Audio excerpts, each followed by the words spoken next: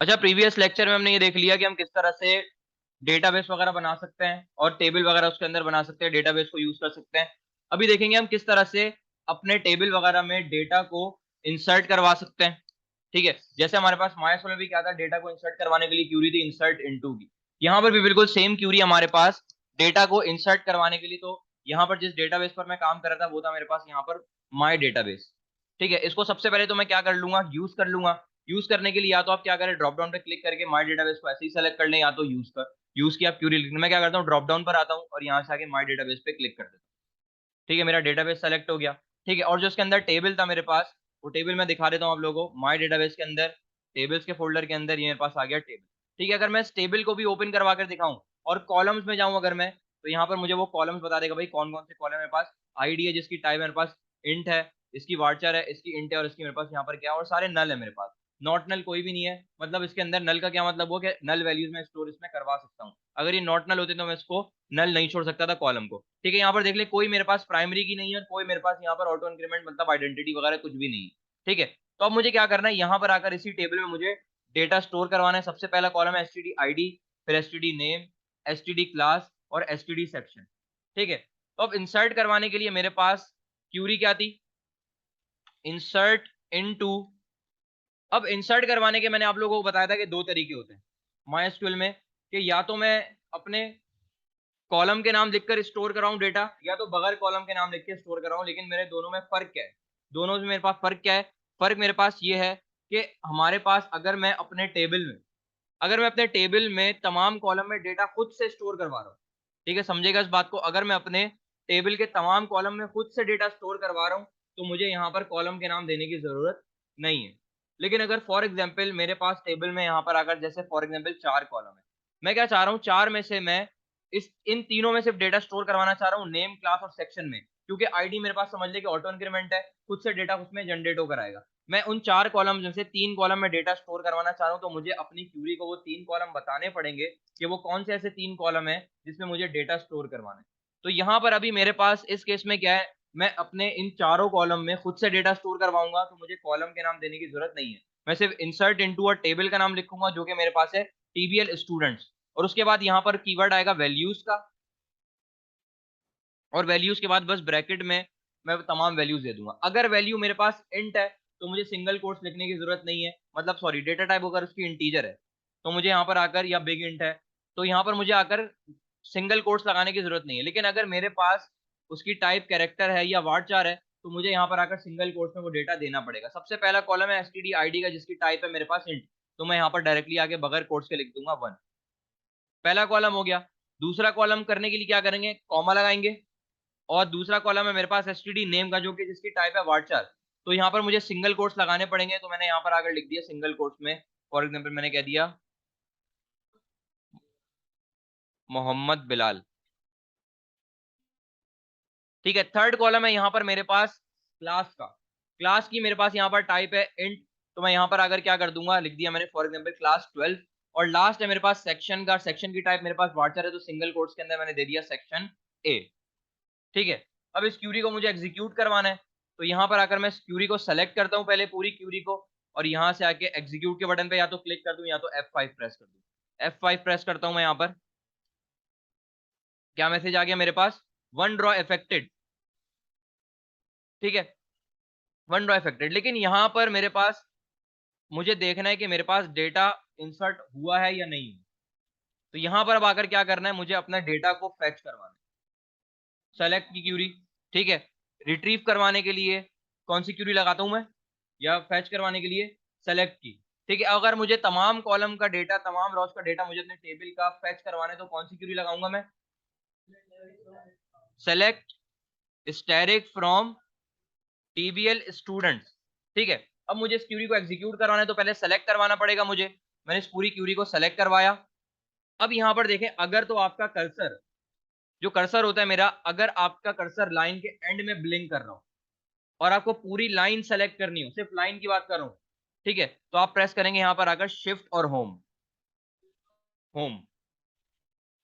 ठीक है, लेकिन अगर आपका कर्सर लाइन के स्टार्टिंग में ब्लिंक कर रहा हो तो आप प्रेस करेंगे शिफ्ट और एंड, तो आपकी पूरी लाइन सेलेक्ट हो जाएगी। लेकिन ये सिर्फ एक लाइन के लिए है, ऐसा नहीं कि अगर आपने लाइन को टर्मिनेट कर दिया था तो वहां से आपकी लाइन सिर्फ एक लाइन सेलेक्ट होगी, पूरी क्यूरी नहीं। अगर फॉर एग्जाम्पल मेरी क्यूरी बहुत ज्यादा लेंदी है और मैंने क्या कर दिया था, इस क्यूरी को यहाँ से फॉर एग्जाम्पल टर्मिनेट करके मैं नेक्स्ट लाइन में ले गया था, ठीक है, तो मेरे पास ये सिर्फ मेरे पास क्या होगा, एक लाइन को सेलेक्ट करेगा, क्यूरी को सेलेक्ट नहीं करेगा पूरी। तो अब यहाँ पर अगर मेरा कर्सर जो लाइन के एंड में ब्लिंक कर रहा है, मैं यहाँ से आके प्रेस करूंगा शिफ्ट होम, पूरी क्यूरी मेरे पास पूरी लाइन सेलेक्ट हो गई। और यहाँ पर जैसे ही आकर मैं F5 प्रेस करता हूँ तो यहाँ देखें डेटा मेरे पास इंसर्ट होकर आ गया। कॉलम के नाम देख सकते हैं कि STD ID, STD name, STD class, STD section, और यहाँ पर आकर क्या है मेरे पास 1 मोहम्मद बिलाल 12 और यहाँ पर सेक्शन है उसने मुझे स्टोर करवा कर दे दिया है। ये वहां पर सीरियल नंबर दे रहा है, ठीक है। ये हमारे पास सिर्फ ये एसक्यूएल तक ही रहेगा, मैनेजमेंट स्टूडियो तक हमारे पास नहीं रहेगा, ठीक है, एप्लीकेशन में नहीं आएगा। ये कॉलम जो मेरे पास स्टार्टिंग में है सीरियल नंबर का, ठीक है, सिर्फ यहीं तक है, मुझे काउंट बताएगा कि मेरे पास कितनी नंबर ऑफ रॉज इंसर्ट हो चुकी है, ठीक है। तो मेरे पास यहाँ पर क्या हो गया, पहली रो मैंने अपने टेबल में इंसर्ट करवा दिए, ठीक है। अब फॉर एग्जांपल मुझे मल्टीपल रॉज इंसर्ट करवानी हो, यहाँ पर तो अभी मैंने सिर्फ सिंगल रॉ इंसर्ट करवाई है, अगर मुझे मल्टीपल करवानी होती तो मैं क्या कर रहा हूँ, अलग से उसके लिए क्यूरी लिख रहा हूँ। इस क्यूरी के साथ भी आप लोग क्या कर सकते हैं, कॉमा लगाकर आगे ब्रैकेट लगाकर वही तमाम डेटा दे सकते हैं यहाँ पर आकर, ठीक है। मैं एक नई क्यूरी में इसको एग्जीक्यूट करके दिखाता हूँ। मैंने यहाँ पर आकर लिखा इंसर्ट इनटू, टेबल का नाम टीबीएल स्टूडेंट, और कॉलम के नाम देने की फिलहाल जरूरत नहीं है तमाम कॉलम में, क्योंकि डेटा मैं खुद से स्टोर करवा रहा हूँ। और यहाँ पर आकर ब्रैकेट लगाकर मैंने कह दिया आईडी मेरे पास 2 आ गई, ठीक है। नेम मैंने फॉर एग्जाम्पल कह दिया नहीं, क्योंकि मेरे पास अभी ऑटो इंक्रीमेंट नहीं है आईडी। यहाँ पर आकर मैंने कह दिया फॉर एग्जाम्पल अली। क्लास में इसकी दे रहा हूँ यहाँ पर आकर 11 और सेक्शन में देता हूँ उसका बी,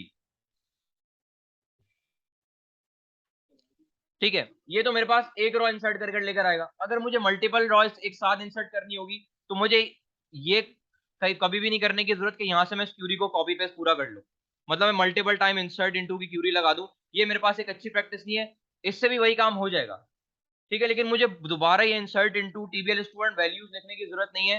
मैं सिंपल क्या करूंगा, ये मेरे पास रिप्रेजेंट कर रहा है, पहला जो मेरे पास राउंड ब्रैकेट है ये मेरे पास रिप्रेजेंट कर रहा है मेरे पास एक रॉ को। अगर मुझे एक और रॉ इंसर्ट करवानी है इसके साथ तो मैं कॉमा लगाऊंगा और दोबारा राउंड ब्रैकेट में वो तमाम वैल्यूज लिख दूंगा जो कि मुझे स्टोर करवानी है। अब मेरे पास इस दफा हो जाएगी ID 3, नेम मैंने फॉर एग्जाम्पल यहाँ पर आकर दे दिया अहमद, आईडी मैंने क्लास मैंने दे दी 10 और सेक्शन मैंने दे दिया C, ठीक है। अब अगर मैं इस क्यूरी को एग्जीक्यूट करवाऊं तो पहले मेरे पास आया था 1 रॉ अफेक्टेड, अब कितना आना चाहिए, 2 रॉज अफेक्टेड, ठीक है। मैं क्या करता हूँ उसको यहाँ से लाइन को टर्मिनेट करता हूँ वैल्यूज के बाद से और क्यूरी के यहाँ पर रॉस के बाद से भी मैं यहाँ पर कॉमा लगाया मैंने, और इसी को क्या करता हूँ कॉपी पेस्ट करके मल्टीपल टाइम पेस्ट कर लूँ, ठीक है। यहाँ पर मैं आईडी चेंज करता हूँ 4 5 6 और यहाँ पर मैं कर लेता हूँ 9 8 7 6 और यहाँ पर अगर सेक्शन चेंज कर लेते हैं इसके, यहाँ पर मैंने कर लिया C D E और F, ठीक है। अब यहाँ पर देखें मेरे पास एंड वाले में कॉमा नहीं आएगा। अगर एंड वाले में मैं कॉमा लगाऊंगा तो मेरे पास जो क्यूरी है वो मुझसे एक्सपेक्ट कर रही है कि मैं एक और रॉ इंसर्ट करूंगा। तो एंड में यहाँ से या तो आप कॉमा हटा दें या तो यहाँ पर स्टेटमेंट टर्मिनेटर लगा दें, बात एक ही, ठीक है। अब मेरे पास कितनी रॉज अफेक्टेड होंगी, 5 रॉज। अब मैंने ऐसे आप लोगों को बताया कि अगर मैं यहाँ पर रहते हुए शिफ्ट और होम प्रेस करूंगा तो क्या मेरी जो क्यूरी है वो यहाँ तक सेलेक्ट होगी, आई तक, कहाँ तक होगी, 6 तक, ठीक है।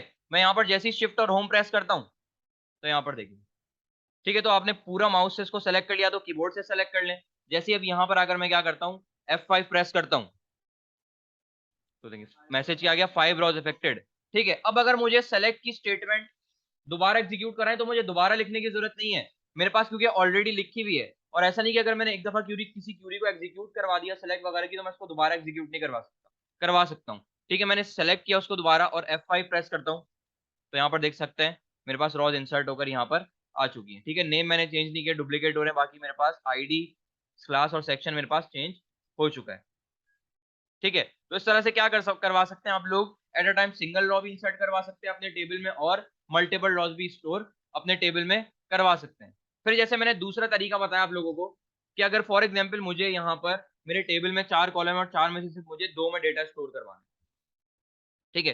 तो मैं क्या करूंगा, फिर कॉलम के नाम में उसको बताऊंगा। अगर मैं फॉर एग्जाम्पल कोई ऐसी क्यूरी लिखता हूँ, ठीक है, मैंने यहाँ पर आकर लिखा इंसर्ट इनटू टीबीएल स्टूडेंट और यहां पर आकर मैं क्या करता हूं, उसके बाद वैल्यूज, और यहां पर आकर मैंने क्या कर दिया, मैंने सिर्फ आईडी में डेटा स्टोर करवा दिया, और मैंने फॉर एग्जाम्पल दे दिया यहां पर आकर सेक्शन, सेक्शन मैंने कह दिया जेड। तो मेरे पास इसका आउटपुट क्या आएगा, अगर मैं इसको यहीं से सेलेक्ट करवाऊं क्यूरी को और F5 प्रेस कर देता हूं, अब यहां देखें मेरे पास क्या कह रहा है, एरर आ गया। क्या कह रहा है एरर, कॉलम नेम और number of supplied values does not match table definition. MySQL में हमारे पास एक एरर आता था क्या,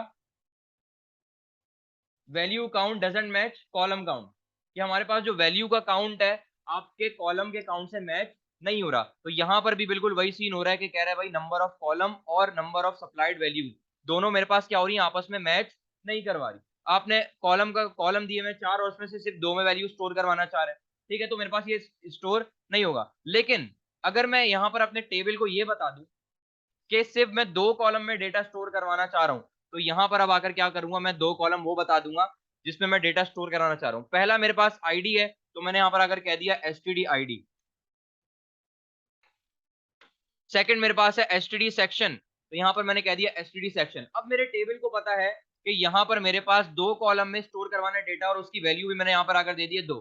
अब अगर फॉर एग्जाम्पल यहां पर मैं आकर क्लास भी दे दूं, मैंने कह दी क्लास 12, ठीक है, अब भी मेरे पास क्या एरर आएगा, वही सेम एरर आएगा। मैं यहाँ पर आकर क्या करता हूँ, पूरी क्यूरी को एग्जीक्यूट सेलेक्ट करवा और एग्जीक्यूट करवाता हूँ, तो देखिए वही कॉलम आ गया। अब यहाँ पर क्या कह रहा है, there are fewer columns in the insert statement then values in the value clause. अब यहाँ पर अगर क्या कह रहा है, एरर का क्या मतलब हुआ, और आगे अगर एरर पड़े तो क्या कह रहा है, the number of value in the value clause must match the number of column supplied in the insert statement. क्या कह रहे हैं कि भाई आपने उतनी ही वैल्यूज देनी है यहाँ पर जितने नंबर ऑफ कॉलम आप यहाँ पर दे रहे हैं। यहाँ पर मैंने कॉलम का काउंट दिया हुआ है 2, और मैं वैल्यू कितने कॉलम की स्टोर करवा रहा हूँ, 3 की। तो यहाँ पर इसी वजह से मेरे पास वो एरर दे रहा है। तो यहाँ पर मैं क्या करता हूँ, एक वैल्यू को हटा देता हूँ, ठीक है। अब अगर मैं यहाँ से आगे क्यूरी को एग्जीक्यूट करवाता हूँ, मैंने क्यूरी को सेलेक्ट करवाया और एग्जीक्यूट करवाता हूँ, तो अब देखें क्या कह रहा है, 1 रो अफेक्टेड। अब अगर मैं अपनी सेलेक्ट स्टेटमेंट को दोबारा एग्जीक्यूट करवाऊं, तो अब यहाँ देखें लास्ट वाली रो पर गौर करें तो आईडी में वैल्यू गई है और सेक्शन में। क्यों, क्योंकि मैंने यहां पर आकर उसको क्या बताया था कि भाई सिर्फ आईडी में वैल्यू स्टोर करवाना है जो मैं लिखने वाला हूं आगे, और सेक्शन के कॉलम में, ठीक है। अगर अब मैं इसको पूरी क्यूरी को मैंने यहां से किया कॉपी सेलेक्ट करके और नेक्स्ट लाइन में करता हूं पेस्ट, ठीक है। अब मैं क्या करता हूं, सिर्फ नेम में और क्लास में वैल्यू स्टोर करवानी है मुझे, तो यहां पर मैं कर दूंगा एसटीडी नेम, और यहां पर आकर मैं कर दूंगा एसटीडी क्लास। मैंने कहा नेम में फॉर एग्जांपल स्टोर करवा देना है यहां पर आकर मुइस, और मैंने कहा क्लास में वैल्यू स्टोर करवा देना है यहां पर आकर 5।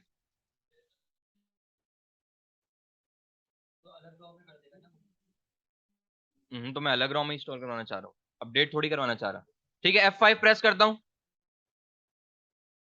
1 रो अफेक्टेड। अब अगर मैं सेलेक्ट स्टेटमेंट को एग्जीक्यूट करवाता हूँ, तो यहाँ देखें सबसे आखिरी वाली, इस पर गौर करें तो मेरे पास क्या आ रहा है, आईडी में और सेक्शन में नल आ रहा है, नेम और मेरे पास क्लास में वैल्यू आ गई। क्यों, क्योंकि मैंने अपनी क्यूरी को बता दिया था कि मैंने कहा मैं इन दोनों में स्टोर करवाना चाह रहा हूँ वैल्यू। अब अगर फॉर एग्जांपल आपको ये नल वैल्यूज को फिल करना है, तो इंसर्ट की ऑब्वियस सी बात है कि स्टेटमेंट दोबारा नहीं लगाऊंगा, मैं अपडेट करूंगा वैल्यू, ठीक है, कि मेरे पास इसका नेम अपडेट होकर आ जाए, नल की जगह कोई और वैल्यू आ जाए, ठीक है। वो जब हम अपडेट की कमांड वगैरह पढ़ेंगे तो उसमें सारी वैल्यूज को परफॉर्म करके हम देखेंगे, ठीक है। तो उस तरह से क्या करवा सकते हैं आप लोग, अपने टेबल वगैरह में डेटा को इंसर्ट करवा सकते हैं, किसी पर्टिकुलर कॉलम में, तमाम कॉलम में, और एक साथ सिंगल वैल्यू स्टोर करवानी है, मल्टीपल वैल्यू स्टोर करवा सकते हैं।